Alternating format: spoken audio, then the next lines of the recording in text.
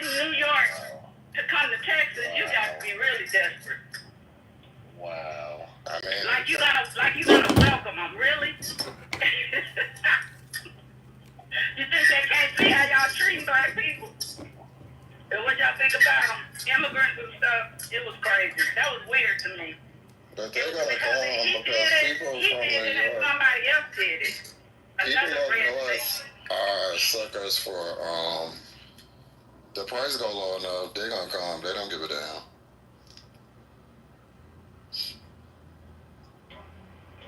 But to do an over-invitation like that after you just got the, Abbott just brought a bunch of people out of here, right? To New York. People just don't care about nothing no more.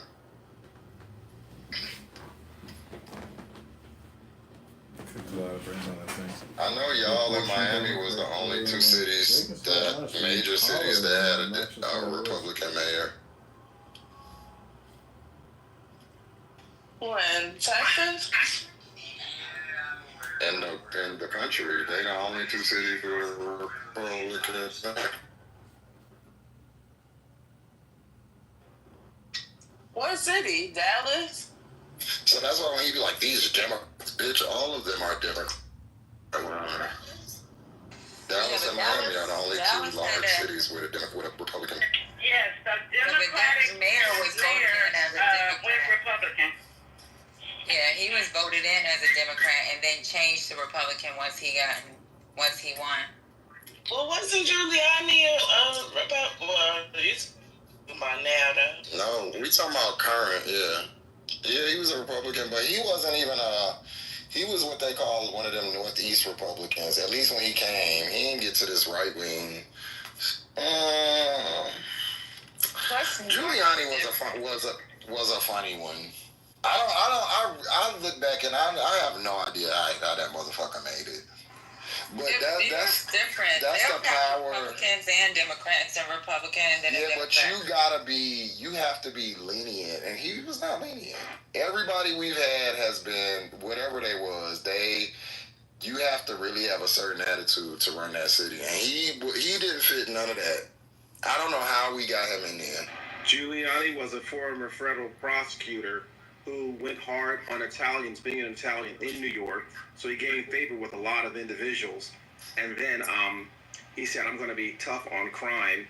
And so, but this is, and then cheating on his wife.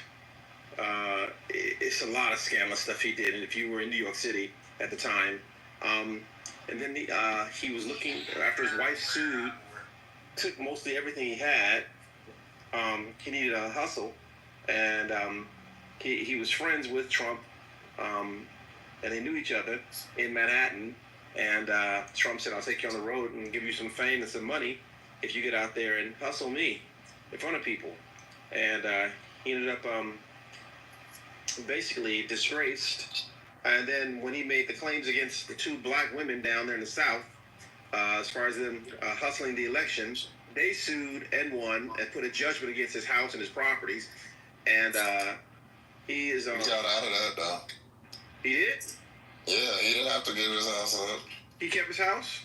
I don't know how. Giuliani barely won. He was going against what was it? But you have to remember how they was calling him America's mayor after he got in. But that's what I'm saying. That was after 9/11. No, he won before 9/11. What's going on here, y'all? Y'all don't remember they had the riots back in the 90s? He won in the 90s. He won behind that.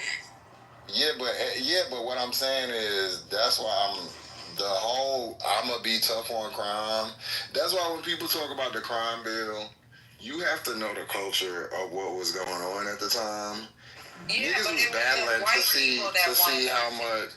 No, it was black people too. Right, the national black. But remember, so when he won, niggas was outside wilding.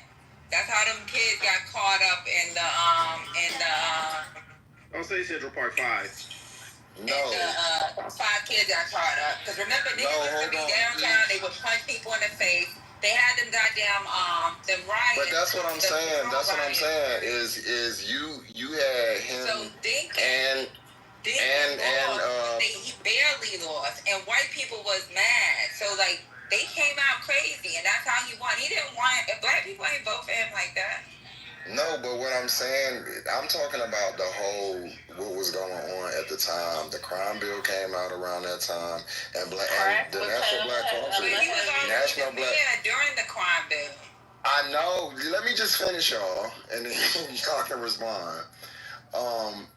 What I'm saying is, even when you look at like when Bush got in the early '90s or the late '80s, they were battling him and Dukakis for who could go harder on crime. That was the thing, because black communities had been blistered by that crack epidemic. We kind of turned. We didn't know what else to do either. And black people was getting robbed and shit. So that I'm just saying that whole era. So that he got in under that. Yes, fighting crime. That was the wave. That's what the Democrats and the Republic, all of them was on that. You know what I'm saying? That's how you got elected. But they tried to picture black people and crime as synonymous. And there were some black people who said only because of two things: the crack epidemic that the CIA had put together, and also remember the music at that time.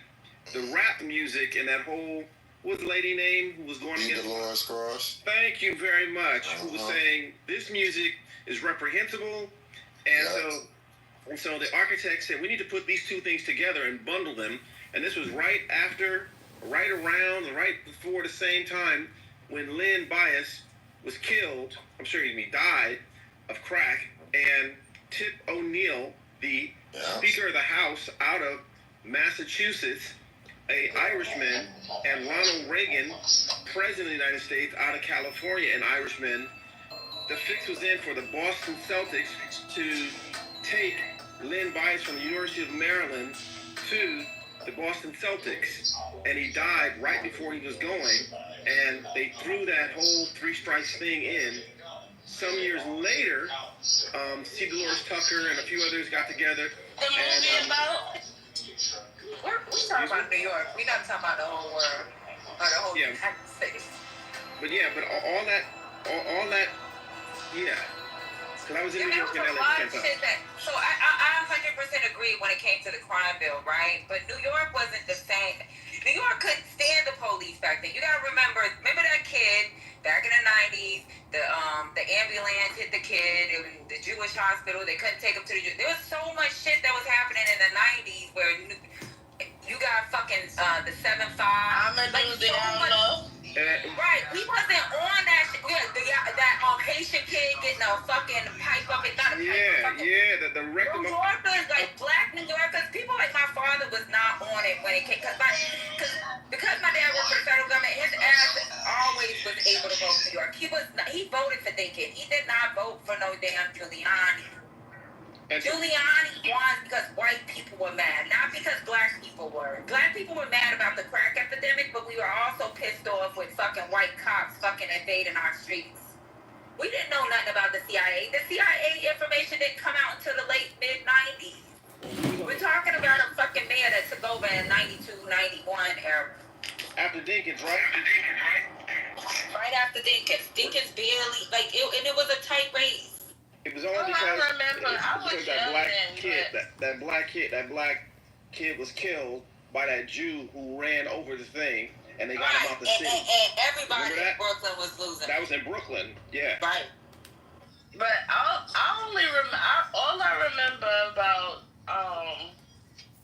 what's his name, Giuliani, is he was the one that put all of the police on the streets. Because I remember in Brownsville in particular, like, we went from not ever seeing police like that unless it was like some shit going on. So they were literally on the rooftops.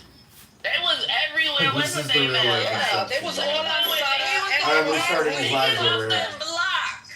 Niggas used to pull girls to be like, hold this for me. Just, you know what I'm saying? Because they would stop and frisk real bad. Yeah. It was bad. Yeah. He's the one who implemented it. Well, saying is that the way that they framed it was, if you like, this is what they told black people. If you don't want your grandma, cause drug dealers and whatever, they robbing the old folks and the people in the community too. This is how they framed it. So we need more police. This is how they got black people on board with it and everything, because other black people were getting hurt. So they really got us to vote against our own interests. And it was New York, but it was DC, all of them cities that got tore up by the crack epidemic. New York and DC specifically, Detroit too, LA, they flipped it. And that's what what my whole point was about, when you got a good message and it's playing with, what's going on in real life. So they had the crack epidemic. People could see what was going on, and then people was getting fucked up. Like, the crime rate was off glass around that time. It's nothing like it is now. So they was able to just blame it on crack or drugs or, black people, quote unquote, without saying that. And some black people, especially the ones that, were doing well for themselves and, had just got a little money, they was able to persuade some of them black people, at least for the crime bill and that type of thing. And yes, he implemented stop and frisk. He designed it, he implemented it, and everything. He's a terrible person. I hate Giuliani more than any person on this earth. Are you talking about the crime bill, the federal crime bill that Biden put in, or are you talking about something specifically to New York? No, it's something that's specific to New York. No, I'm talking about the Biden crime bill. I was voting at the same time, came from a bunch of. It was a lot of people. It wasn't just New York City. No, I know. I'm saying the crime bill was for everyone. But if you go and look when they voted on the crime bill, they had the National Black Caucus. They had all of these black people on board for it. There was only 11 that selected. The reason that they did it was because, oh shit, my bad. The reason that they convinced, because it was like like people that would normally, it's what was in the bill and how they like. That's why I just hate the crime bill argument, because it was an overlay for the underplay. Those people did not know that they was voting for what they got. I agree with you. I think this whole room agrees that, at least most of us that are mods agree that the crime bill was something that our parents, our grandparents, they wanted that. It was the Violence Against Women Act that was in it. It was the drugs getting swept off the street. Because a lot of those people like my dad, maybe your father, they didn't grow up around. They grew up around drugs, but they didn't grow up around the epidemic that was happening in the late 80s into the early 90s. Yeah, and we didn't know that, this was government backed, a lot of it. We didn't know the ins and outs, you know what I'm saying? We didn't know about Iran-Contra. We just seen, in the South Bronx, if you go look at, it was called Fort Apache. They made a movie about it. That's where Colin Powell is from. I mean, crack bust that block, that whole neighborhood, it was terrible. Whole Ave, all over there. We didn't know. We just was going outside, seeing niggas with what's them things that they run up against your door? They would do that 4 or 5 times a week. Just be busting in people's house. We knew in LA. So we just thought yo, it's this crazy drug out. It kills people, and makes people turn into monsters. And that's just half the story. Man, you gotta look at what Rick Brown, when you look at Freeway Rick. Giuliani just went off the debate. Let me say something real quick without the moderators. Yeah, battering ram. Yeah. No, you can't, Truck. How about that? No, I just feel like the moderators like to hog it. No one else can talk but the moderators. I noticed that. Go ahead, What my is friend. that? Nigga, if you don't talk, man, you done said that. Go ahead. Y'all got it, man, because I know y'all gonna interrupt me. No, bro, go ahead, man. I want to hear what you got to say. All I was gonna say is what you just said, the battering ram situation. When you look at Freeway Ricky, who was really arguably the one who was the leader of the the crack epidemic that was going on out there. This was government funded and government assisted to our communities.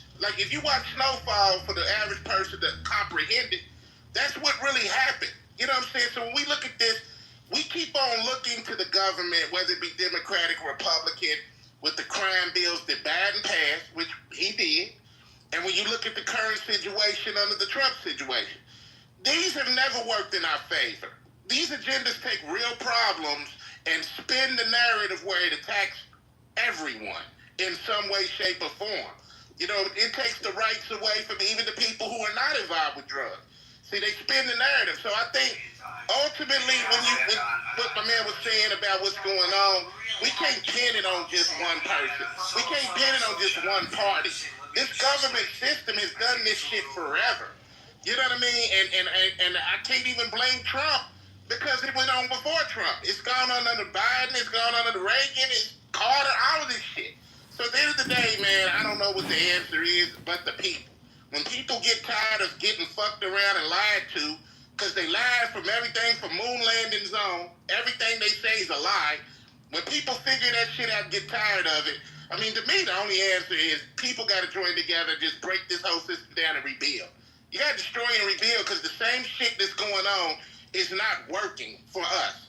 It's not working for anyone, but it really ain't working for people of color. You know what I mean? So that's all I got to say. So black people became prey to the drug scene in Los Angeles in 1982. I was just coming out of high school, went to the military, came back. My friends hit me up and told me the crack thing was going on.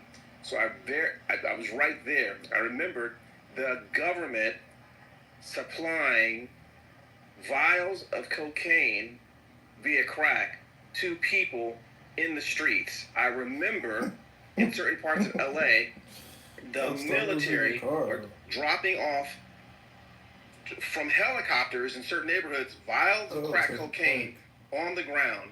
I remember in certain parts of LA, there are trains that go through Hyde Park, it's a street, and they were putting trains with caches full of weapons right in the middle of these neighborhoods.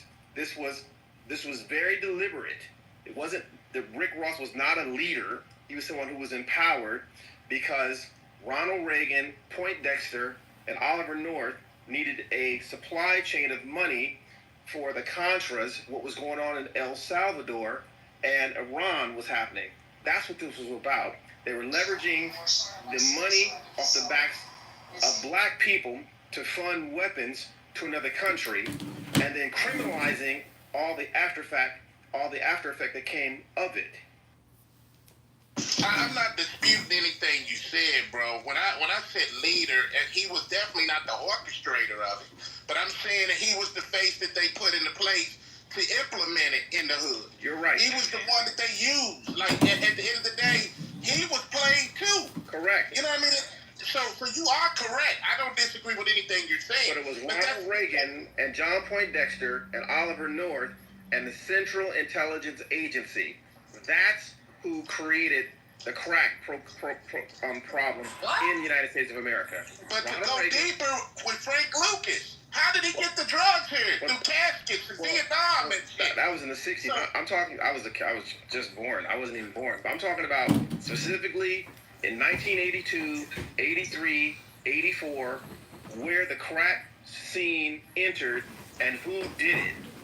What destroyed us before crack? Heroin. Iran, Contra, and Oliver. When you looked at Frank Lucas, right, it was heroin then, it was crack and AIDS. So before the crack even hit, when you look at Frank Lucas getting drugs over here in caskets and shit from the military, you know what I mean? Don't think that the government wasn't in on that shit too. Yeah, that was the 60s. Like all of this shit, you can't run an operation as intricate as what Frank Lucas did without help from the government. The same way it was with Freeway Ricky. You had help to do this shit.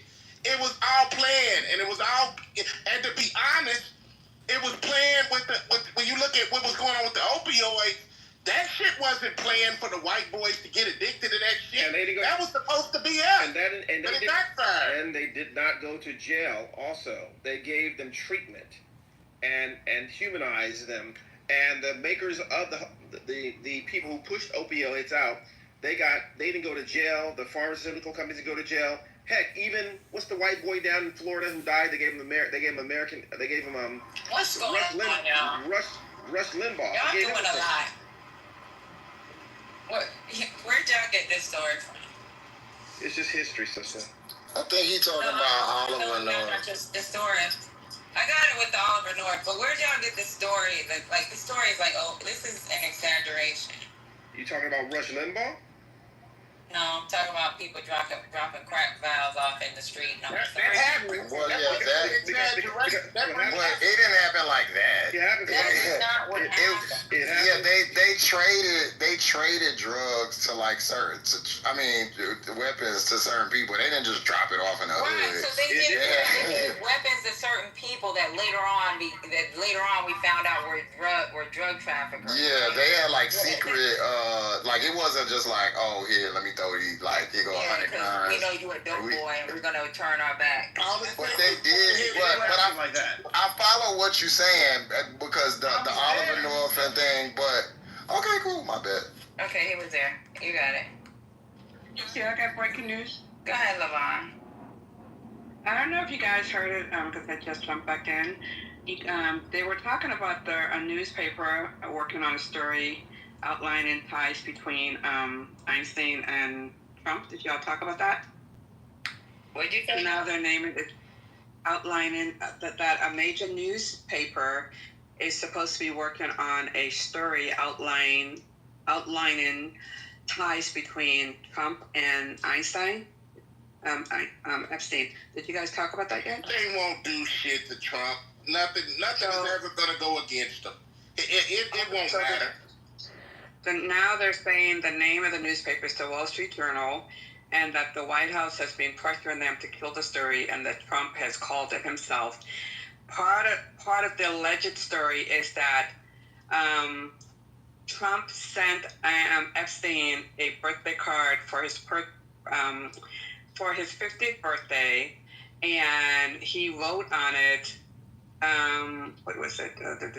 Happy birthday, and may every day be another wonderful secret, with a picture, a drawing of a naked woman, and like his name, Donald. Man, this man is a rapist. He's raped women. Why does anything Trump do surprise me? Like, I don't get it. Like, we all know he's a sleaze bag. He's a piece of shit. Wait, so nothing surprised me. The moderator's interrupting you, and you just interrupted her story.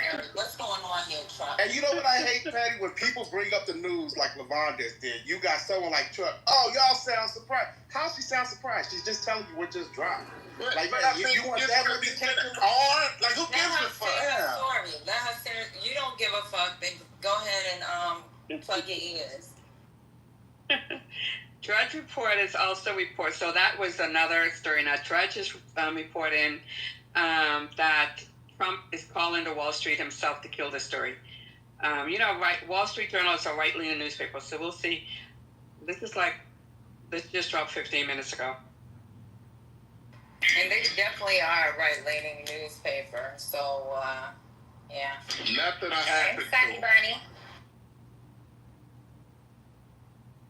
He's untouchable. Nothing's gonna ever All happen. right, thanks for letting us know. Thank you. Thanks for letting us know. You're so pressed. You're It's welcome. like, what are you so pressed to defend him? Just stay on mute. I think he's a piece of shit. I'm not defending him. I told you he's a rapist. Why are you guys He's a giving fucking rapist and a felon.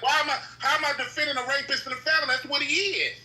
So at the end of the day, I don't know why anybody is shocked. All of these stories, he's in the Epstein files, been in the shit. We all know that. What are you talking about? Nobody is gonna do shit to him because he got a court of motherfuckers protecting him. So it doesn't really matter what the Wall Street Journal You said that 4 times now. Do you have anything to say? And I'm gonna say it fine, bitch, because I can. Fuck you. Oh no. Oh, no. Out. Don't be calling Patty no puta. If he messes with the money, if he messes with the money like Jerome Powell, they'll get at him. You mess with the money, they get rid of him. Just like they did Kennedy, he messed with the money. I put the link in the. And y'all know Trump likes to argue. Y'all need to let him argue with himself. Yeah, but he interrupted Levon trying to give her breaking news. And he said he doesn't want the moderators interrupting him. Everybody stayed on mute for him. He could have stayed on mute for her. Yeah, he got problems. Look, anybody got Wall Street Journal? I do, but I'm not home. I'm on the streets, babe. But I I'll put be the home. link. Let me see. I think that's the part. That's a preview of the story. That's not the full story, but I put the link about their birthday card that he sent him in there.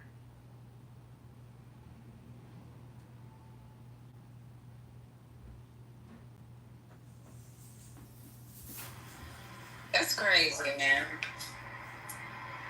So when did he? So it was his 50th birthday. How old was Epstein when he died? 63, I think. I think he was 63. Yeah. They're saying, he was 63 when he died. They're saying that Ghislaine Maxwell put together or compiled together a birthday album with well wishes from his close friends, and like all of the letters or cards were body. I guess they mean like racy. I don't know. And one of them was from Donald Trump. What's the secret he's talking about? And you know what's crazy? Donald Trump says, I wasn't his friend for almost a decade since he got arrested. But most of the shit that he was doing was a decade before his ass got Exactly. You know? So it's like, what's going on here? His girlfriend, Ghislaine, who was supposed to be his damn recruiter, she left him almost a decade before then. So, like, yeah, he might have still been humping on kids' legs or whatever, but the shit that he was being investigated for was old shit. Yeah. So CNN. Go ahead, Kelly. No, go ahead. Go ahead. I didn't mean to step on you. CNN is reporting that Trump told the Journal he's preparing to file a lawsuit if it published an article. I'm going to sue the Wall Street Journal just like I sued everyone else. I mean, the Wall Street Journal, obviously with incredible rigorous standards, has published it. So he's threatening to sue them. Go ahead, sue them. That means all the exculpatory evidence of the Epstein files, and let Maxwell come out and testify as to what's going on. So bring it. Just like the Senate shut down the testimony of Maxwell, who's in jail today, because she wanted to. Hey, I can tell. I got receipts, and they're like, no, leave her there. And then I don't know if you saw yesterday, they fired the prosecutor of Epstein, which was Comey's daughter. I saw that too. Yeah, Well, now I saw that in the New York Times, and I'm like, well, we got to get the House back, and the Senate. but especially the House. Yeah, I mean, I guess both, but especially the House. Because all the power. You can get these congressional hearings and then freaking these bills. You know they're trying to they're trying to sneak in another bill to like reverse some of the stuff with the big beautiful bill. Yeah, I saw that. Did you see that the Dems walked out of the Senate hearing on Emil Beauvais this morning? Yeah. Oh, good. Trump's lawyer. Yeah, Trump's lawyer and Cory Booker, Senator Booker, kept talking of Schumer. I'm sorry, not Schumer, of Grassley. Kept on. I actually wrote Grassley yesterday about this matter. But yeah, and now it advances to the full Senate for Emil Beauvais. Trump has found his Cohen, the guy he's always wanted, who was a disgraced lawyer. Hopefully the parliamentary will step in. But Donald, with this story, he also wrote in this card, we have certain things in common. Like, what's that? The island. The young girls and the crush on their own daughter. Yeah, exactly. Thank you, whoever said that. It's getting real now. Yeah, Cory Booker was tweeting up a storm today. He was cracking me up this morning. Where Manfinity? I want to know what he thinks about the Epstein stuff. The same. I don't know. He got a girlfriend, and now he don't talk no more on that. It's crazy. Yeah, Mal, that if that lady released a doctor, she need papers. I'm confused. Yo, he's been in the Google. If he comes on stage, he just stays on mute. He does not speak. I have not heard his voice. Well, What kind of girlfriend he got? They said he got a doctor. That's a man. Girl, Cal. That's Cal. A physician doctor? That's what they said. You talking about Cory Booker? No, Manfinity. Talking about Manfinity. Ain't no way he pulling a doctor. I'm sorry. I'm I calling don't. Not. Yeah. I mean, He told us to Lisa. This is where I got the information information from. Down. Right. You know. That's his bestie. No, it's Man, not his If he bestie. can have Lisa, he gonna want the doctor. Oh my God! What did you just say? I am not trying to talk to Manfinity. We know. That was Okay, he wants That was a But it's true. It's true. I don't know. First of all, let's do this. He is okay. He's met her. He's infatuated with her. I don't know. They met at a club, first of all. So she hasn't gotten to know him yet. Their first date is not until this weekend. So she's their white, first right? official date. You wanna laugh? If Manfinity has a woman, then Ashton has a man. Come on. I was just reading the message behind the scenes. Well, how about both of them got a man? How about that? Oh my God, I'm about to lay down. All right, can we play Shantae Moore song? Shantae got a man. Can we play that? Manfinity's got a man. Yes. So let's just see what happens. He's very excited. That's why his name is Infinity. I'm kind of excited. He likes Infinity Man. Oh, that's a dude. white, Infinity Lisa? amounts of man. That's a dude. Is she white, Lisa? No, he had showed. Okay, this is what he did. He showed me. He didn't want to show. And I understand that because it's really none of my business. But he was sharing, so he showed me a picture. But he showed me only like how you can see her. He showed me like he cropped it so I could just see like half of her face. I could tell with her features she's a pretty girl. And she has a nice body. And that's just the facts. I mean, she was at the club. They're at the club. So she had on a cute little tight dress. And the way he described what she was doing, I knew that somebody knew what they were talking about, just like he was describing her internship. So I knew that somebody knew what they were talking about. And he's really excited. I told him, I said, this ain't gonna last because you don't know how to regulate yourself. You playing the representative now, and she really doesn't know you. Don't talk. Don't say nothing. No, seriously, man. Finity just need to not even say nothing. Let her think whatever she's thinking that got her to give him her phone number. Manfinity was stalking And just that don't girl. say nothing. Huh? Yeah, but you know what? The best women can change the worst men. So like, No, we cannot. No. they can't. Yes, they can. Like. Nah, that's what these women be thinking until they get into some fuck shit. Yeah. Right, but there's dudes that make sacrifices once they have a kid. You know what I'm Oh, saying? and the kid. Okay, If this so woman kid, is a right. doctor, if she's a doctor, then she wants a career. Manfinity want a woman that's gonna stay home and have With babies. 5 children. First of all, he can't take care of 5 children and a wife. That And then part. second of all, she's not gonna want to be. She went to school. She's already graduated, so she's in her internship. It is nowhere in the world. If I was her, I'd try to get somebody closer to where I am, because it's hard for you to be in that position and go that low down. I mean, not disrespecting anybody, but you know what I mean? I mean, she's the female, and she's going to drop her financial expectations that low. Man, Vinny should be the one staying at home and taking care of 5 kids. It should not be her. And I don't think she's going to look. She's very religious. That's another thing. Her parents are ministers. He's watched the YouTube videos of her parents' church Preaching. or congregation. So he knows that's true. And it's just interesting. I think it's going to calm him down, which it has, and I think that's the good part of it, the good outcome. He doesn't talk anymore in the rooms.